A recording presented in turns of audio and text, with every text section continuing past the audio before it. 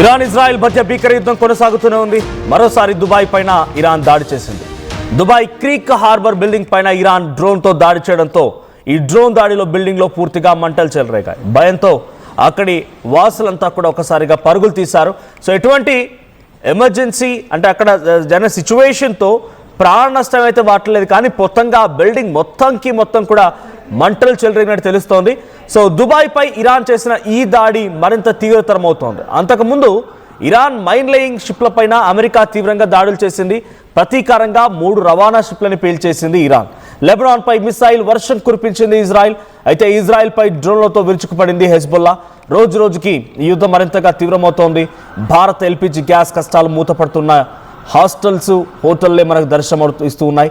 అయితే విమాన రాకపోకలకు కూడా తీవ్రమైన అంతరాయం కలిగింది.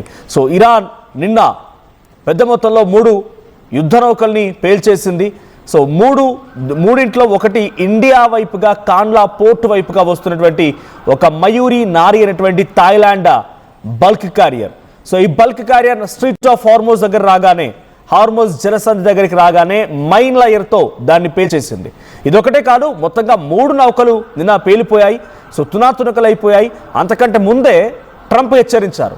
16 మైన్ లయర్స్ని పేల్చి 20 యుద్ధ నౌకల్ని పేల్చి ట్రంప్ ఇచ్చిన వార్నింగ్ ఏంటంటే ఇరాన్కి, మీరు వెంటనే మీ మైన్ లయర్స్ ఎక్కడున్నాయో మీ అంతటా మీరే డిటెక్ట్ చేసి వాటిని డిస్మాటిల్ చేయండి, అవి పేలకుండా చూడండి, లేదనంటే మీరు పెద్ద మొత్తంలో యుద్ధాన్ని తీవ్రతరం చేసుకుంటూ ఉన్నారు, అనవసరంగా మరింతగా నెక్స్ట్ లెవెల్లోకి యుద్ధం వెళ్ళబోతుంది అన్నట్టుగా ట్రంప్ హెచ్చరికలు జారీ చేశారు.